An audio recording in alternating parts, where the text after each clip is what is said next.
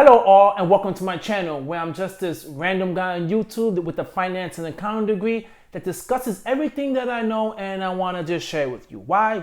Why not? So with that being said, today I want to discuss about predatory lending. If you don't know what that means, it's basically companies that are out there that are really deceptive and trying to be misleading in their practices in order for you to get a car, credit cards, or whatever it is, and signing up for something that puts you in a bad, very bad situation. So in this video, I'm gonna give you some of the key signs to know if you are someone that's fallen prey to these scumbags, because they're scumbags, okay? Because they're out there and people are trying to prey on you, especially when you're vulnerable. The first sign is when it says no credit check. Now think about it. Why would someone be willing to give you anything if you have bad credit or they don't even wanna know about your credit? That's usually a sign that you are about to pay a hefty fee for whatever it is that's being offered to you. I know there's a lot of places out there like a rent-a-center or like these drive now car lot places that you cannot able to get a car in a dealership, you're not able to get a loan from a reputable dealership. So they're offering you a car with a ridiculously high interest rate. That is the reason why they don't even care about your credit, because they know they're gonna make their money back in interest with you quickly. Especially some of those places like a rent-a-center where you can't afford certain furnitures or certain electronics, and they're making you pay all this money, sometimes 3 to 4 times more than the product, because they know you're not trustworthy. Now, what makes matters even worse is you might even have good credit, but you just don't understand exactly why these places are offering the things that they're offering. If you see that, get away. Now, if you think about it, those no credit check places are usually in places that are not thriving that well in the economy. There's a lot of struggle going on in communities, and unfortunately they're preying predatory practices on those communities to make a profit. The next sign is if you're getting an insanely good deal. Yeah, that is something where you need to be very cautious with. Now, whether you have good credit or bad credit, some places do offer you a great deal, but you definitely need to read the fine print. Sometimes it's like an introductory phase where you might pay nothing down for like 6 months, and then after that you have to pay a certain amount of money, high interest rate, and it's way more than what you asked for. You definitely need to read the fine print when you know that you have no good credit and for some reason someone's offering you a better deal than when someone that has good credit. Now, this is one of the practices that a lot of people do and you really need to be extremely careful with, is documents that have missing pages or blank spaces.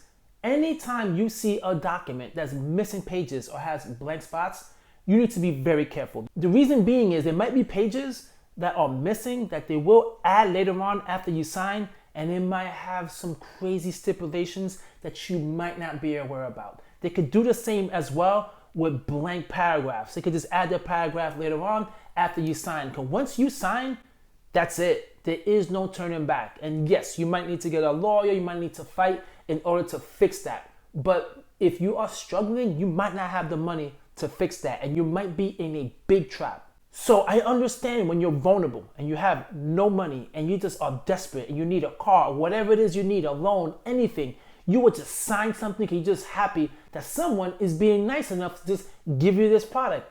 They're not being nice, okay? They're in the business to make money and you are risky. So they're gonna find ways to take advantage of you, advantage of your vulnerability, and to make money back from you. So my advice is anytime someone asks you to sign something, you do not sign it in front of them. You take it with you, bring it home, review it, ask someone else, make sure that you have no missing pages, everything is in there, and you know exactly what you're signing up for. You do not want to be surprised by anything, especially if they send you the email electronically. Don't sign it right away. Read it, make sure everything is accurate, your name, everything is accurate, and then you sign it. The next sign is pressure. If someone's on top of you, continually pressuring you to buy and to sign and to hurry up, the deal is now, it's in an hour, you better hurry up and sign, back up. Whoa, you back up, okay? No one likes to be pressured into anything. I made my home purchase and it was no pressure. It was, you know what you're signing, they had to explain it, I had to read all the documents, I had a few days to review it, no pressure.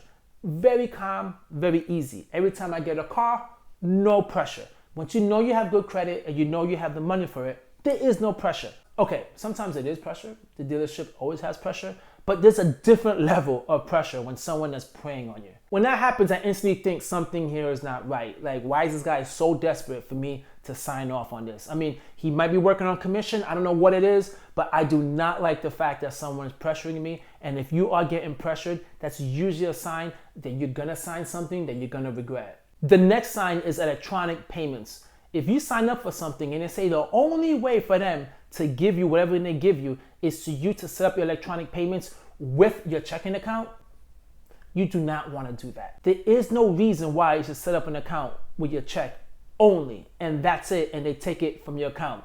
Because if you don't have money on your account, you're gonna get an overdraft charge, and they're not gonna stop. They're gonna keep on trying to charge your account. You're gonna keep on getting overdraft charges because to them, they don't care. They want their money. And your overdraft, whether you have the money in your account or not, it doesn't matter to them. Now, there's situations as well where you wanna cancel the contract. You wanna give them a call, you wanna cancel it. If they don't process things right away, they can still take money from your account. That's private, guys. Don't give people your checking account and your account number just like that. It is a headache. I have a gym membership, and one time I had it with my checking account, and it is a headache. They do not remove it when I want them to remove it. I cancel, they still charge me. They charge me extra for some fees. It's ridiculous, and it feels horrible because you're useless because they have no choice, but they take it directly from your checking account. Now, what you need to do as well is once you see all these things happening, just do a review on these companies, okay? If you never heard of them and you don't understand what kind of business they're in, go online, because online people love to give their opinions and their reviews on companies. And a lot of times you will hear other people state how horrible this place is, how bad they offer services, how canceling, they can't cancel, or just the deceptive ways. There's so many things that they will have online, and you can see the ratings, and you can look at that before you sign up to any of these companies. My advice to you is stick to companies you heard of. Don't stick to companies that you have no idea about and you just saw it on a pop-up or on an email, okay? Bank of America, Chase, whatever other banks are out there, they don't just chase you around and just stressing for you to sign up. You're not gonna get a whole bunch of spam randomly when you're not a customer saying, sign up, I'll give you cash today, or whatever the case may be.